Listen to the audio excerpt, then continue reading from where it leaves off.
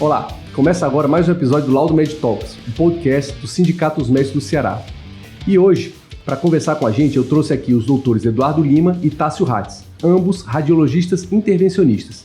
Seguindo na nossa linha de discussão das subespecialidades médicas para esclarecer a sociedade e também médicos generalistas acerca de sua atuação, a gente vai falar hoje sobre a área de atuação desses dois colegas médicos, a radiologia intervencionista. Doutores Eduardo e Tássio, sejam muito bem-vindos ao Sindicato dos Médicos do Ceará e que bom que tê-los aqui hoje para a gente conversar um pouquinho sobre a radiologia intervencionista. Obrigado, Leonardo, pelo convite. É uma grande honra poder estar aqui acessando todo esse público do sindicato.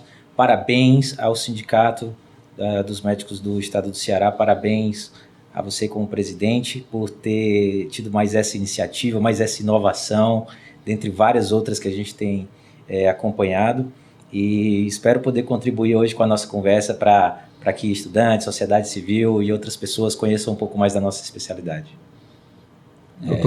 Obrigado também pelo convite, né, doutor Leonardo, ao sindicato.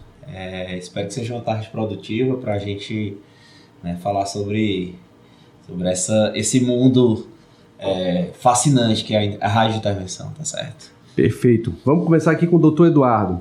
O Eduardo é médico radiologista, é doutor em radiologia pela Unifesp e membro titular do Colégio Brasileiro de Radiologia e da Sociedade Brasileira de Radiologia Intervencionista. Ele já é intervencionista há 10 anos e tem uma atuação muito notável na área pediátrica. Então a gente vai conversar um pouquinho sobre isso. Eu queria abrir contigo, Eduardo. Explica um pouquinho como é que surgiu essa especialidade, o que faz a radiologia intervencionista, como é que o colega médico ele acessa essa especialidade, como é que aquele que quer se formar, como é que ele vira radiologista intervencionista? Legal, bacana a pergunta. Então vamos começar falando quem é o radiologista intervencionista, né? É importante a gente começar por esse tópico porque a qualificação para exercer qualquer especialidade é algo que deve ser sempre checado, né, pela sociedade civil, pelo paciente, até por outros colegas. Hoje em dia nós observamos que existe um trânsito grande de colegas de um estado para outro, enfim, mas é algo que sempre deve ser checado e essas informações estão disponíveis junto aos órgãos de classe, pela internet, enfim. Então, em sua maioria, o radiologista intervencionista ele tem como uma especialidade primária a radiologia, apesar de nós observarmos que também existem outras especialidades que podem chegar a esse caminho também. Então, depois que o colega se formou, teve uma graduação em medicina, realizou uma especialização em radiologia em radiologia diagnóstica, ele vai prestar um outro concurso e aí sim fazer uma especialização em radiologia intervencionista. Então a gente está tratando aqui de uma sub-área vinculada a priori à radiologia. E o que faz a radiologia? Nós estamos tratando dentro da radiologia de métodos diagnósticos onde a gente tem a pretensão de trazer informações de forma menos invasiva através de ultrassonografia, tomografia, ressonância. E em um dado momento, percebeu-se que aqueles métodos de imagem poderiam ser úteis também para a realização de procedimentos ou para aprofundamento daquele diagnóstico. Vou exemplificar. Um tema bem simples, bem corriqueiro, os nódulos de mama, a doença de mama, que inclusive é foco de uma pesquisa de prevenção de saúde pública, né? Existem programas bem amplos e assim o devem ser. Uma mulher que tem um nódulo de mama, ela detecta aquele nódulo pela mamografia ou pela ultrassonografia e aquele diagnóstico, ele não diz exatamente qual tipo de tumor. A gente pode até sugerir, mas até para que seja estabelecido uma conduta, é sempre interessante a gente saber o tipo específico de tumor, e essa informação muitas vezes a gente só vai conseguir através da retirada de um pequeno fragmento. E como que a gente faz isso sem ter que operar, tirar toda aquela mama, até porque existem alguns fatores que vão influenciar o tipo de cirurgia que vai ser feita. A gente, através da ultrassonografia ou da própria mamografia, a gente avalia aquele nódulo, identifica aquele foco específico e com uma agulha fina por um orifício de poucos milímetros, 2 a 3 milímetros, a gente consegue atingir e tirar alguns fragmentos. Então, a gente começou falando aqui como que é a formação, a importância de se verificar a qualificação do médico, como é essa formação, e exemplificamos aqui como que é, de uma forma bem básica, um método... Uma atuação, né? Essa atuação é das principais, né? E a radiologia intervencionista, como você bem falou, Eduardo, você pode vir da radiologia, mas a formação muitas vezes é de outras áreas. Ela tem essa complexidade, né? Existem braços de atuação da radiologia intervencionista que a formação é até distinta. Tássio, o Eduardo falou agora de biópsia de mama. Eu sei fazer biópsia de mama porque vocês sabem que eu sou radiologista, né? Isso não me faz um radiologista intervencionista, não é isso? Para ser radiologista intervencionista, existe uma formação, como o Eduardo falou, e a formação ela se distingue, né? Vascular, não, como é que funciona isso aí? Então, a Sociedade Brasileira de Radiologia Intervencionista, ela permite o acesso a SUB, né? Através da cirurgia geral, da cirurgia vascular, radiologia, aí o pessoal da neuro pode ter esse acesso, neurocirurgia. Estou esquecendo mais algum, Eduardo? Se estivermos, deu para entender o conceito. Ou seja, um fato histórico por detrás disso. Tem várias especialidades que podem, né, acessar. Às vezes um colega que é de outra especialidade, ele pode acessar uma área, né, Mas o fato histórico é porque a própria especialidade se desenvolve através de vários especialistas. O Seldig, que criou a técnica de Seldig em 1927, ele é radiologista. Então, isso já cria o nome da especialidade, meio que radiologia intervencionista, né?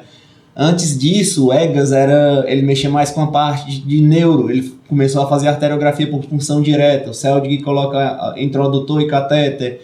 Aí o Charles, 1960, ele é vascular, faz mais a parte vascular e desenvolve a técnica mais direcionada à vascular. Então, tudo isso foi sendo chamado de radiologia intervencionista, entendeu? Foi sendo agregado dentro da especialidade e várias especialidades podem atuar nessa subespecialidade. E é isso, você tem essas especialidades primárias e você vai para a sub através delas. Você pode fazer os 2 anos de formação. De uma forma bem resumida, então, a radiologia intervencionista faz procedimentos minimamente invasivos guiados por imagem, né, com o intuito de evitar procedimentos maiores ou chegar a diagnósticos mais precisos, mais precoces e também, do ponto de vista terapêutico, de uma forma menos invasiva. Perfeito.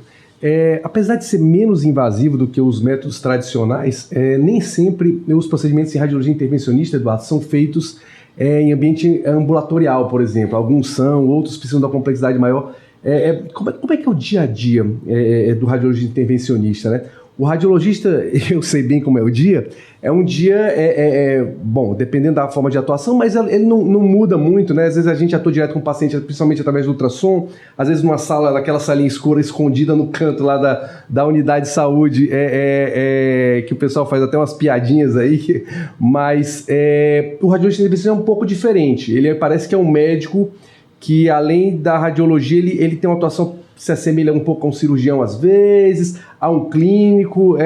Explica mais ou menos como é isso aí. É bacana também essa pergunta, né? O dia a dia do radiologista intervencionista, ele de fato é diferente do radiologista. Nós, primeiro, antes de qualquer procedimento, nós precisamos fazer uma consulta pré-operatória, pré-procedimento, né?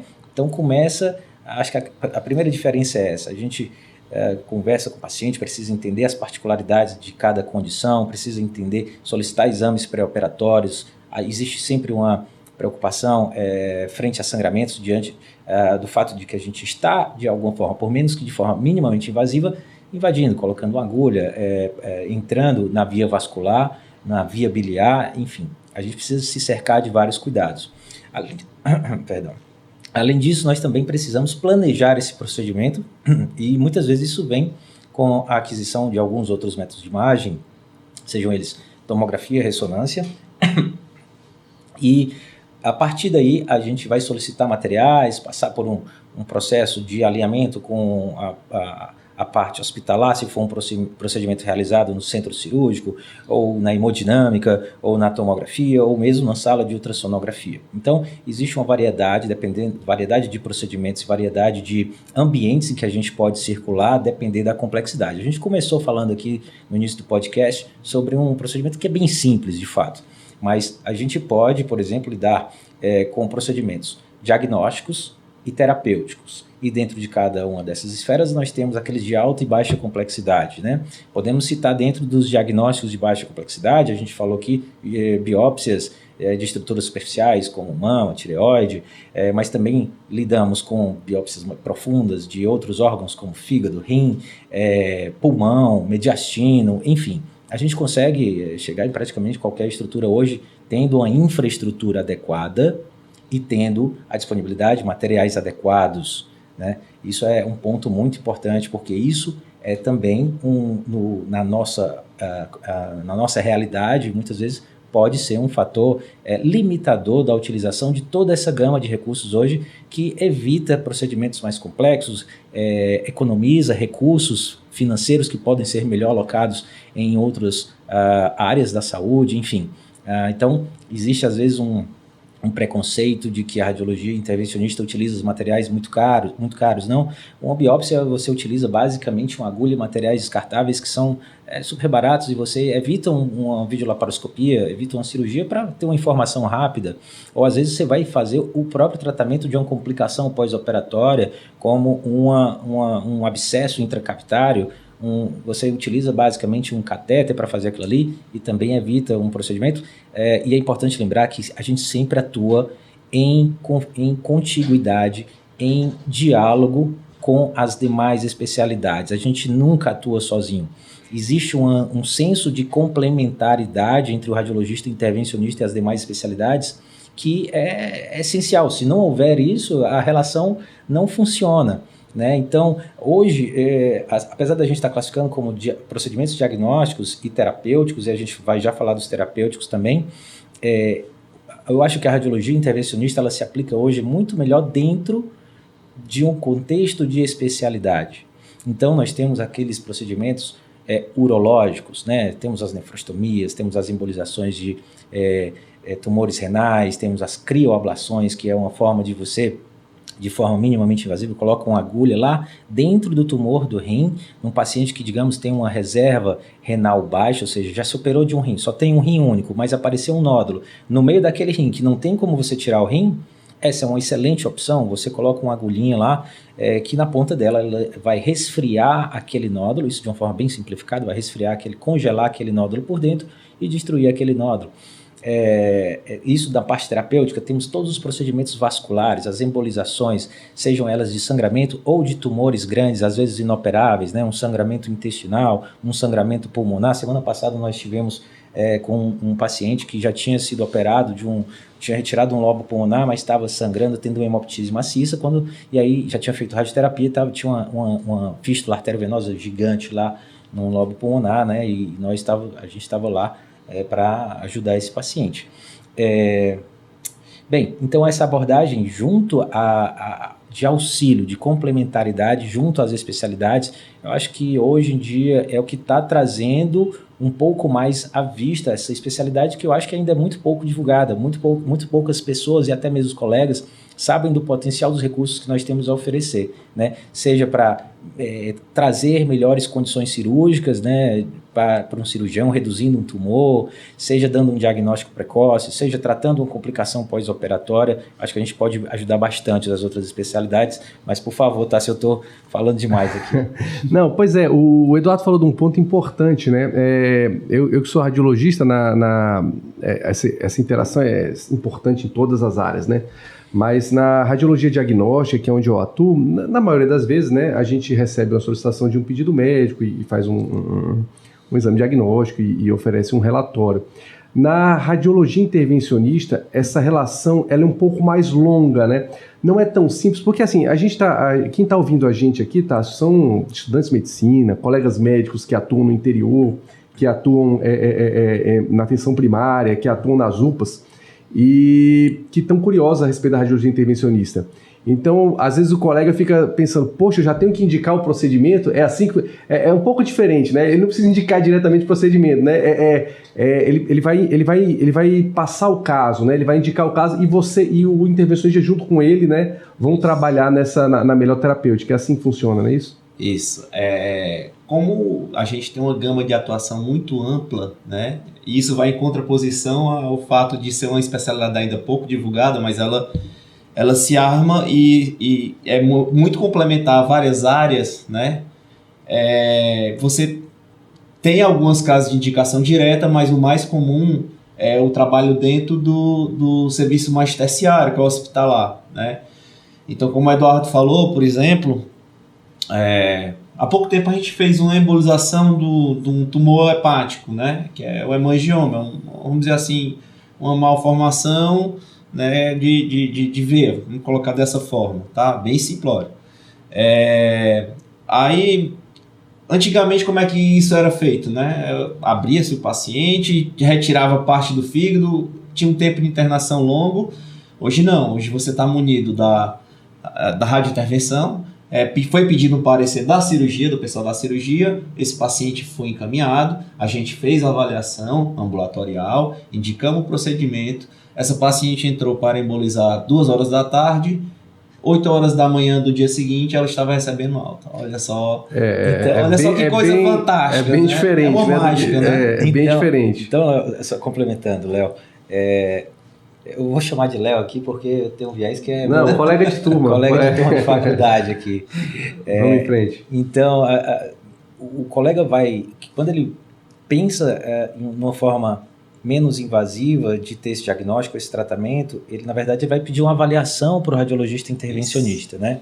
Ele não vai pedir, eu quero uma biópsia de fígado guiado por tomografia. Eu quero uma ablação de um nódulo, não é assim eu quero funciona, uma né? embolização ele vai escrever lá na guia com micropartícula, né? Não, eu preciso de uma avaliação. E aí esse paciente normalmente é encaminhado para a gente do nosso consultório, a gente avalia e faz todo esse planejamento que comentamos há pouco tempo. Mas eu vou fazer um contraponto ao Tarso, que ele comentou que a gente está muito vinculado ao ambiente hospitalar.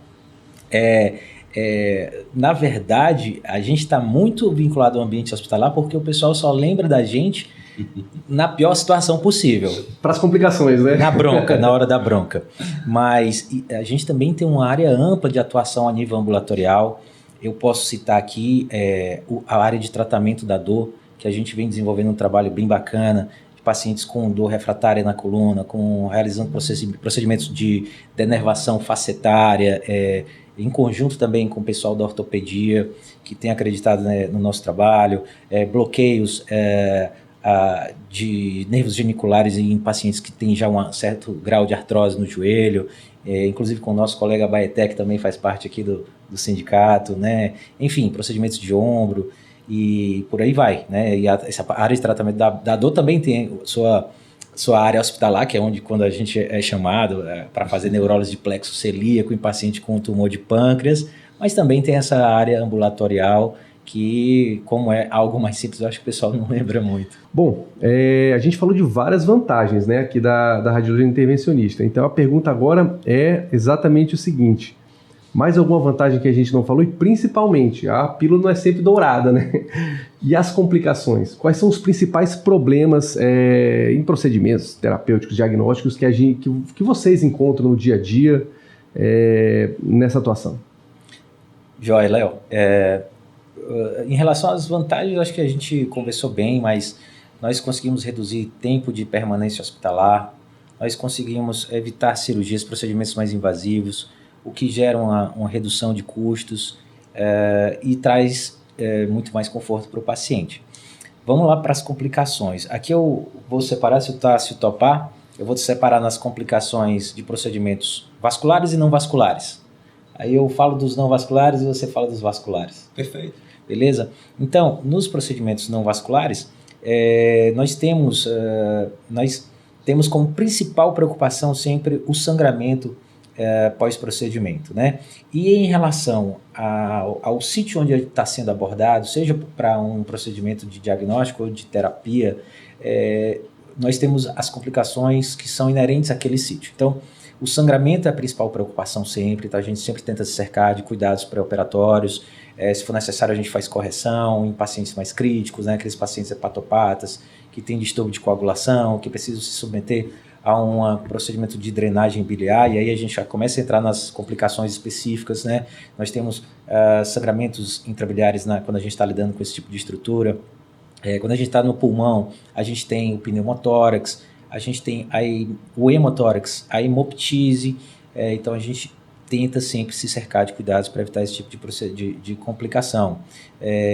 E também podemos tratar, dividir por idade também, né? Adultos costumam ter algumas complicações, crianças podem ter outros tipos de complicação, dependendo do tipo de procedimento que a gente está fazendo. Mas o Tássio vai falar aí das complicações vasculares. O procedimento vascular, o endovascular que a gente vai fazendo, a via de acesso geralmente é pela perna ou pelo braço, né? Então, a gente tem que fazer uma punção nesses vasos. Então, o risco inicial ou você puncionar errado de tal forma que ele fique sangrando depois. Então, o sangramento é um tipo de complicação, né? A dissecção, né? Você, na hora da punção, você, vamos dizer assim, lesa a parede dele e isso aí gera uma dissecção, né? Ele tende a fechar. Na embolização, por exemplo, e a embolização é basicamente você usar material que vá fechar a circulação da estrutura de interesse. Vai entupir, né? Vai entupir o cano. Vai entupir, pronto. Exatamente vai entupir o vaso lá. Então você pode entupir vasos que não são de interesse. Isso pode acontecer. Opa, deu ruim. Entendeu? Isso pode acontecer. O fato é o seguinte. A radiointervenção, ela muniu todo o ambiente cirúrgico, né, de um procedimento minimamente invasivo que era capaz tanto de tratar pacientes críticos, né, quanto não críticos, mas ela surgiu inicialmente pacientes críticos, né? Então pacientes com menor possibilidade cirúrgica e que precisavam de um tratamento, eles se beneficiaram disso, né? Aí as coisas vão se desenvolvendo, as pessoas vão se tornando mais ousadas e as complicações tendem a acontecer nesse ambiente. O fato é o seguinte, complicação da radiointervenção quase 100% se resolve na radiointervenção. Complicação da radiointervenção quase 100% se resolve na radiointervenção. Eu falei da dissecção, a gente tem como colocar um stent para melhorar. Eu falei do sangramento, a gente tem como colocar um stent para melhorar. Entendeu? Então, assim, a própria isquemia ou a dissecção provocada dentro da navegação, enfim, tudo isso tem um ambiente controlável, entende? Tem um serviço que eu já trabalhei, que eu acho que devia ter isso aí estampado na parede, sabe por quê? Porque o que acontecia era o seguinte, tinha lá a hemodinâmica, e aí, vocês sabem muito bem, né, os pseudoneurismos, aí sobrava para quem? Pro radiologista. Então eu vou pedir eu não trabalho mais lá não, mas vou pedir para estampar na parede, porque aí, eu não sei se os colegas sabem, os radiologistas sabem, mas a gente está falando aqui para todo o público. Uma das formas de tratar o pseudoneurismo, que sinceramente, a meu ver, não é muito eficaz, tive sucesso em poucas vezes, é você ficar comprimindo por um bom tempo aquele pseudoneurismo ali. E aí sobrava pra gente, ou seja, a complicação vinha e caía no nosso colo. Mas faz parte, aqui é só uma brincadeira, né? Na verdade é uma equipe, né, de vários colegas e tem essa forma de tratar também que o radiologista podia atuar, mas eu confesso que eu acho que não era muito bom na compressão não, eu acho que eu precisava malhar mais um pouquinho. Mas continuando então, o Eduardo, ele tem uma atuação na radiointervenção pediátrica. Engraçado, quando a gente fala de radiointervenção, a gente pensa muito na adulto, né, e na pediatria tem campo de atuação, é isso mesmo? Sim, Léo. A radiologia intervencionista pediátrica, eu acho que é uma área ainda mais desafiadora, porém ainda mais gratificante, né? A gente desenvolve um trabalho há quase 10 anos no Hospital Infantil Albert Sabin aqui. Começamos lá e hoje a gente atende outros serviços também. E hoje temos já mais de 2.500 procedimentos em criança já realizados, né? E aqui eu faço um agradecimento especial ao Dr. Aldo Mello, à doutora Joana, que foram pessoas que abriram as portas para mim, e a vários outros colegas que me receberam tão bem lá e me deram a oportunidade de desenvolver esse trabalho. fazendo só um adendo, talvez a radiologia intervencionista enfrenta um obstáculo muito grande pelo receio de alguns colegas de perderem mercado, né? Então, esses colegas que eu citei e vários outros do Sabin tiveram uma mentalidade mais aberta que nos permitiram desenvolver esse trabalho em complementaridade sempre ao que já era desenvolvido lá, e com isso a gente desenvolveu várias técnicas, fizemos diversos tipos de procedimentos já lá, com tratamento de malformações linfáticas, malformações venosas, biópsias de todas as espécies, drenagens de coleções, enfim, evitando procedimentos em crianças, né, pacientes oncológicos, por mais que com pouco tempo de vida, muitas vezes sofridos já, e é gratificante a gente conseguir ajudar esses pequenos, né? É muito gratificante. Eu acho que eu já posso até avançar aqui num tema. Foi minha tese, um momento que me marcou muito, foi minha tese de doutorado, foi em cima do tratamento de malformações linfáticas em crianças. E para quem não conhece, as malformações linfáticas, elas normalmente são diagnosticadas com a criança ainda jovem ou já ao nascimento. Elas costumam ter um componente estético muito importante, às vezes também tem algum tipo de comprometimento da função. E através de técnicas minimamente invasivas, nós evitamos o que era o tratamento antigo, que era o de cirurgias, muitas vezes mutilantes, nessas crianças. Então, nós abordamos diversas crianças. Hoje temos quase 200 procedimentos realizados dessa natureza, com a taxa de sucesso que gira em torno de 80%. Então, conseguimos reduzir significativamente, se não totalmente, essas lesões em cerca de 80% dos casos, o que trouxe também, porque isso também foi parte do nosso estudo, uma melhora da condição social dessas crianças e dessas famílias, porque essas crianças e as famílias tinham uma espécie de um estigma social. Nós tratamos no serviço público, o estudo foi desenvolvido dentro do SUS, com uma classe social, muitas vezes com menos recursos, com menos grau de instrução, e nós percebíamos um cunho social muito importante. Então, quando a gente tratava essas malformações estéticas importantes, melhorava não só a aceitação dessas crianças nas escolas, que hoje é o chamado bullying, né? Mas as famílias também tinham uma aceitação melhor por parte do ambiente de amigos e famílias.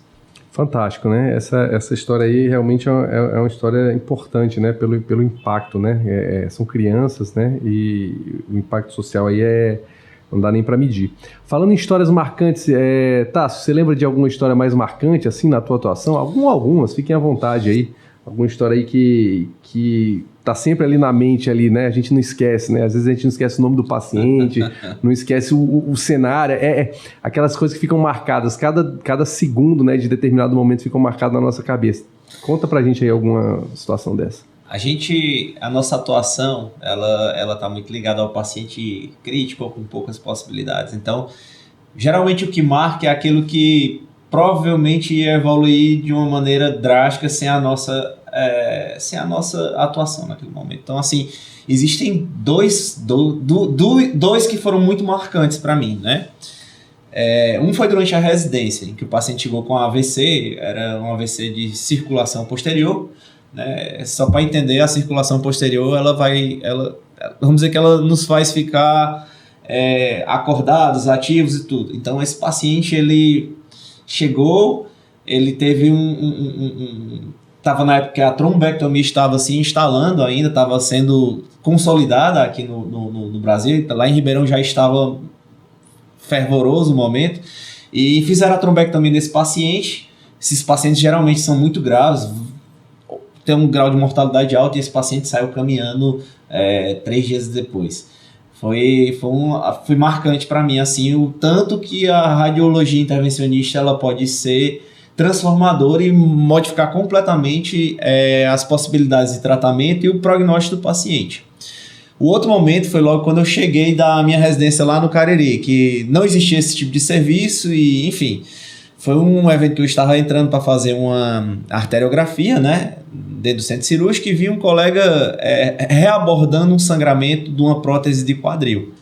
E me veio a cabeça daquilo ali ser um pseudoaneurisma. Isso aí não dá para comprimir não, tá? Isso aí, eu não conseguia nem um cirurgia femoral, imagina. Então, essa paciente foi reabordada, ele fechou na cirurgia dele, né, que é uma cirurgia complexa e grande. E aí 2h da manhã o pessoal me liga: doutor, tem uma paciente, aquela paciente da ortopedia de quadril, e foi reabordada e ela está entrando em choque, né? Eu estava perdendo sangue ainda, então não foi resolvido. A gente foi 2h da manhã, fizemos a arteriografia, diagnosticamos pseudoaneurisma de fato e embolizamos. Essa paciente, no outro dia, ela achava que ia morrer naquele momento. E foi muito marcante para mim. Ela chorou, eu chorei. Tô até emocionado.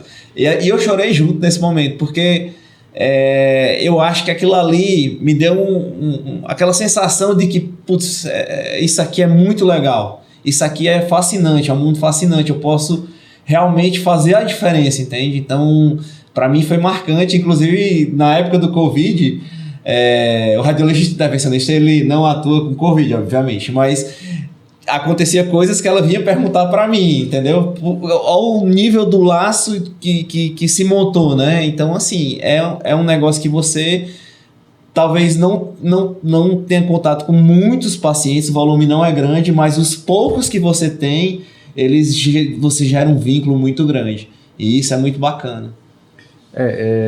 Em toda especialidade médica, né? Essa sensação que você está descrevendo aí é o melhor momento da prática, né?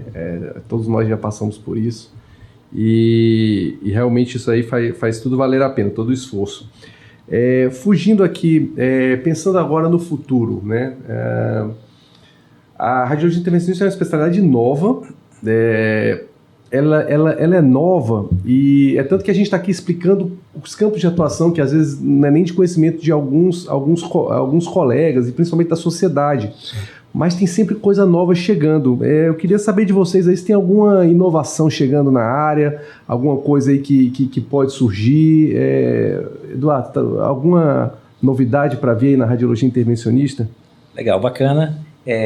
Vou falar um pouquinho agora de uma forma. Vou tentar trazer essa pergunta da parte da inovação para a nossa realidade. Nós podemos falar do que está acontecendo no mundo, né, com as salas híbridas em que você tem diversos tipos de equipamentos como PET-CT, ressonância. Explica para a gente o que é a sala híbrida aí. A sala híbrida é um ambiente de procedimentos onde você tem diversos recursos de imagem, por exemplo, você tem um PET-CT, você tem uma ressonância, você tem um equipamento de hemodinâmica, todos dentro do mesmo ambiente, com equipamentos de ultrassonografia, então você tem como confirmar e adquirir imagens que vão te dar diferentes informações sobre o que está acontecendo em tempo real daquela patologia que está sendo abordada, tá? Mas eu vou trazer essa pergunta mais para uma inovação, e inovação no sentido amplo, de que às vezes aquilo que está mais próximo, mais simples e que não está sendo aplicado, quando a gente aplica e gera um bom resultado, é uma inovação. Então, nós iniciamos há pouco tempo um programa de aplicação direcionado de técnicas intervencionistas para a fertilidade de casais junto ao Grupo Evangelista Torquato. Então, nós já começamos a fazer procedimentos de alcoolização de endometrioma, que são, de uma forma bem resumida, a gente tem uma condição que traz bastante sofrimento para a mulher, traz uma dificuldade de engravidar. O tratamento convencional, que é a cirurgia, acaba por reduzir ainda mais aquela reserva ovariana, porque você vai tirar, se não todo, boa parte do ovário. E a gente está ali, a gente consegue, através de uma técnica minimamente invasiva, resolver tirar aquele ambiente tóxico que é o endometrioma para o ovário. Além dessas, tem outras técnicas como as embolizações, seja embolização de mioma, embolização de adenomiose, de dor pélvica crônica na síndrome congestiva, enfim. Eu acho que o fato da gente estar aplicando de forma direcionada técnicas minimamente invasivas da radiologia intervencionista na fertilidade de casais vai trazer para a gente uma mudança de panorama nesse aspecto aqui no nosso estado. Perfeito. A inovação é muito, na maioria das vezes, a meu ver, Isso não é criação... Na verdade, eu estava vindo para cá, eu estava ouvindo um podcast, e esse podcast era de um brasileiro, né, que mexe com inovação. Ele falou exatamente isso. Inovação, na maioria das vezes, é a simplificação dos processos já existentes, né? Então, não é exatamente inventar o novo, né? Inovação, né, a gente pensa que é sempre uma coisa nova, muito diferente ou grandiosa, né? E muitas vezes você estruturar um serviço, né, dentro de técnicas existentes é uma grande inovação. Tá, só ainda na pauta inovação, mais alguma coisa aí que pode mudar aí o cenário? Como eu te falei, né? A radiointervenção, ela surge do próprio conceito de inovação, né? A gente tentou buscar soluções de problemas que às vezes não existiam, né? Então, e toda hora, o que a gente aprendeu lá na nossa subespecialidade durante a atuação, muitas coisas mudaram. Só te interrompendo, o ultrassom já existia, a tomografia, a agulha já existia, alguém pegou e não criou, né? Alguém pegou, e se eu usar esse junto com esse? Foi exatamente. E colocar aqui. Exatamente, né? Isso, perfeito. Sei lá. Perfeito. Uma coisa simples, a embolização prostática, entendeu? Então, tinha pacientes que não respondiam, ou pacientes que, por exemplo, eram submetidos à cirurgia e não podiam manter a ejaculação. Isso é um problema da cirurgia. Então, a embolização trouxe uma nova perspectiva para esse tipo de paciente. É algo inovador, entende? A trombectomia para o paciente com AVC, vê só o quanto ela modificou o cenário da doença, principalmente para a embolização ou para oclusão de grandes vasos, e já lançaram um tipo de stent, outro já é lançado agora, mais eficaz, as próprias embolizações de aneurisma, né? Então, o material foi evoluindo, foi sendo inovado, e a perspectiva é que isso tudo vá se modificando com o tempo, entende? O material utilizado, a radioembolização, né, Eduardo, eu acho que é uma perspectiva de inovação muito boa, que é o que mistura a radiologia, a intervenção e a radioterapia, né? Então, para você ver o nível de complexidade que o negócio vai tomando, né, e mudando toda a história e evolução natural das doenças. Isso é muito bacana. Maravilha, maravilha. E com todas essas vantagens, né, que a radiologia intervencionista apresenta e esse posicionamento aí sem o qual a medicina não estaria no nível que está, vamos falar um pouquinho de o acesso, né? A gente sabe muito bem, no Brasil a gente tem o Sistema Único de Saúde, o SUS, o sistema público, e o sistema privado, né? Como é que é o acesso dos pacientes nesses dois sistemas? Dentro do sistema privado, como é o acesso dos pacientes de convênios de saúde? A gente sabe que os convênios de saúde eles executam o que tem no rol da ANS, né? Então, o convênio de saúde ele vai executar os procedimentos que estão ali naquele rol. Existem procedimentos hoje que já são de primeira linha, que ainda não estão no rol, e como a gente está dentro do sindicato, e os valores, será que estão adequados? Os valores estão colocados lá, que os planos estão pagando? Então, tudo isso, como é que é o acesso? E existe alguma coisa que ainda tem que ser colocado no rol para que os pacientes dos convênios eles tenham acesso também? Como é que está esse cenário aí, Eduardo? Legal, Léo. Pergunta bem interessante e que de fato é a nossa realidade. Infelizmente, a maior parte dos planos de saúde não nos oferecem condições adequadas e quando nos procuram são em condições que realmente são inviáveis para a gente oferecer toda essa estrutura que a gente passou aqui vários minutos conversando, né? De receber, consultar, planejar, ter a perspectiva de pedir um outro exame, fazer uma nova avaliação, até encontrar o melhor caminho e a melhor propedêutica desse paciente. Então, infelizmente, conto em uma mão os planos com os quais hoje eu trabalho por essas condições, principalmente de remuneração e de ambiente de trabalho mesmo. Em relação ao acesso, acaba que também está vinculado a isso. Se a gente não consegue viabilizar esse tratamento, esses recursos dentro do setor privado através de convênios, infelizmente, boa parte desses pacientes acabam tendo mais dificuldade de acesso, né? E indo agora para o SUS, a gente entende a importância do SUS, o quão abrangente ele é. Eu falei aqui já em diversos momentos que a gente tem desenvolvido áreas de trabalho de excelência, que a gente permitiu a gente avançar aqui e temos destaque hoje nesse cenário a nível regional, até nacional, mas sabemos que também existem dificuldades, né? A gente sabe que os recursos são limitados, então muitas vezes esses materiais que são mais novos, materiais que são realmente um pouco, tem um valor financeiro agregado maior, a gente tem um pouco mais de dificuldade de acesso, né? Então, eu acho que, de uma forma assim, tentando ser bem equilibrado aqui nos comentários, eu acho que essa é a realidade que eu enfrento no meu dia a dia. Perfeito. Tássio, alguma... É o mesmo cenário, provavelmente, né? Mesmo cenário. Ainda existe muito a evoluir, né, nesse sentido, né, a especialidade, porque as possibilidades, como a gente falou, são amplas, né? E tudo isso tem que ser alinhado, né? Inclusive a necessidade de qualquer serviço hospitalar aqui, ou SUS ou particular, ter uma equipe de prontidão. Deixa eu pegar um gancho aqui naquele caso que tu citou, daquela paciente que fez uma artroplastia, fez um pseudoaneurisma no quadril. Eles te ligaram 2 horas da manhã. Esse foi o caso que você me contou. Sim. Se esse caso acontecer hoje à noite, em qualquer hospital, seja público ou privado aqui de Fortaleza, vou falar de Fortaleza que é a capital, em teoria, mais estruturada, né? Existem serviços estruturados para atender isso aí hoje? Ou vai ter que ser... pelo que eu entendi, você não estava de sobreaviso naquele dia. Não. Você estava em casa, foi chamado e você exerceu lá a sua função de médico. Você podia não estar em casa, podia podia nem ser contactado naquele momento, já que você não estava de sobreaviso.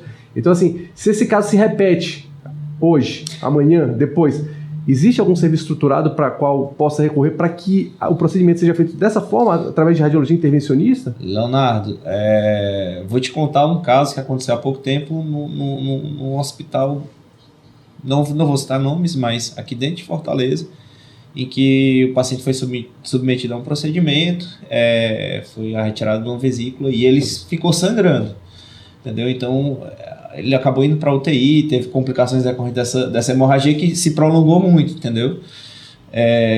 E a resposta é muito básica, né? Dentro desse contexto. Não existe um serviço de suporte 24 horas em que se exista agilidade para que esse tipo de paciente receba esse tratamento, entendeu? Não é que nem, por exemplo, existe uma equipe cirúrgica de prontidão. Não existe uma equipe de radiointervenção hospitalar, mesmo nos serviços maiores, para atender esse tipo de demanda.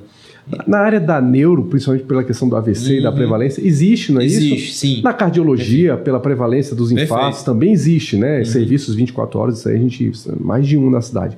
Mas, como o Tássio está colocando, existem várias outras complicações, sangramentos, existem doenças vasculares em outros locais que não é o sistema nervoso central ou coração. Então, para isso é que parece que ainda existe uma lacuna aí, ainda existe um problema na assistência, não é isso? Sim. E esse é o grande desafio, né? Eu concordo totalmente com o Tássio, talvez um misto de falta de conhecimento e falta de investimento, né? Para você estruturar, sem dúvida, o Tássio falou aqui de uma condição pós-operatória, mas tem aí as hemorragias digestivas, seja por tumor, a gente comentou no início da nossa conversa, um outro caso de pós-radioterapia de um sangramento pulmonar. Então, a gente percebe que não há, entre aspas, um interesse nesse tipo de investimento para montar essa estrutura, porque isso não é só chegar e colocar o profissional lá. O profissional dessa área específica encarregado, ele vai ter que montar toda uma estrutura de pessoal, de equipamento, de materiais, para que quando a situação aconteça, esteja tudo preparado. Já vou pegar um gancho também aqui, e Léo, a gente comentou sobre os recursos que nós podemos oferecer, mas tudo que nós fazemos não seria possível sem o auxílio dos profissionais que trabalham conosco, e aqui eu queria agradecer. Eu tenho a felicidade e o prazer de trabalhar com alguns profissionais fantásticos, enfermeiros, enfermeiras, auxiliares de enfermagem, técnicos de radiologia, pessoal de serviços gerais, pessoal de limpeza, administrativo, enfim, pessoal de recepção, Então, em vários lugares eu tenho o prazer de trabalhar com pessoas fantásticas e se não fossem por eles, nada aconteceria. Hoje em dia na medicina não existe nada que a gente queira fazer de excelência, padrão ouro, que a gente não precise trabalhar em equipes multiprofissionais, né? A gente, essa junção de conhecimentos aí é que faz a gente entregar o melhor serviço lá para os nossos pacientes. Gente, queria agradecer demais a presença de vocês dois aqui, foi uma conversa muito boa, acho que muito esclarecedora. Tenho certeza aí que vai estimular muita gente a estudar e despertar aí essa curiosidade ainda mais nos estudantes em relação à radiologia intervencionista. Bom, só agradecimento. Queria deixar aqui o microfone aberto para as últimas palavras aí de vocês dois. Muito obrigado. Eu já comecei agradecendo, né, aos diversos profissionais que trabalham conosco e colocar, eu sei que tem vários estudantes que podem estar estudando, que podem estar se interessando pelo tema. O caminho não é curto, o caminho é longo, obviamente exige muita dedicação, mas apesar de todas as intempéries, todas as adversidades que nós vivemos na medicina como um todo, eu ainda acredito que a gente se dedicando e fazendo um trabalho bem feito, no momento certo a gente é recompensado. Perfeito. Também a gente não pode esquecer de agradecer toda a equipe de suporte por detrás daquele procedimento, porque sem eles nada acontece, a mágica não acontece, né? Mas é isso, é um mundo fascinante da radiointervenção, né? Quem tiver curiosidade, nós estamos portas abertas até, né? Pode fazer um merchan aqui? Pode, claro. O pessoal vai ficar curioso. Onde é que eu vou encontrar o Tássio e o Eduardo, né? Arroba doutor.eduardo_Lima e o seu, cara. O Instagram. Tássio Hatz. Arroba Tássio Hatz. Arroba Tássio Hatz. Então, quem quiser, fica à vontade. Meu Insta é aberto e se quiser entrar em contato, seja para avaliação, ou seja, para conversar, bater um papo, tô lá. Sim, agradecimento também a Eduardo. Foi uma pessoa que logo quando eu vim do Cariri para cá, foi uma pessoa que abriu muitas portas para mim. Foi uma pessoa, enfim, foi uma parceria que foi se estabelecendo naturalmente, né? E a gente pôde atuar junto e atua junto, né? E graças a Deus tem sido muito bom. Que é amizade, que é parceria mesmo. Valeu, cara. Ok. Pessoal, é isso. Chegamos ao fim de mais um Laudo Med Talks. Não se esqueça de acompanhar as nossas redes sociais para todas as ações que a gente vem desenvolvendo aqui no Sindicato dos Médicos do Ceará. Muito obrigado a todos e até o próximo episódio.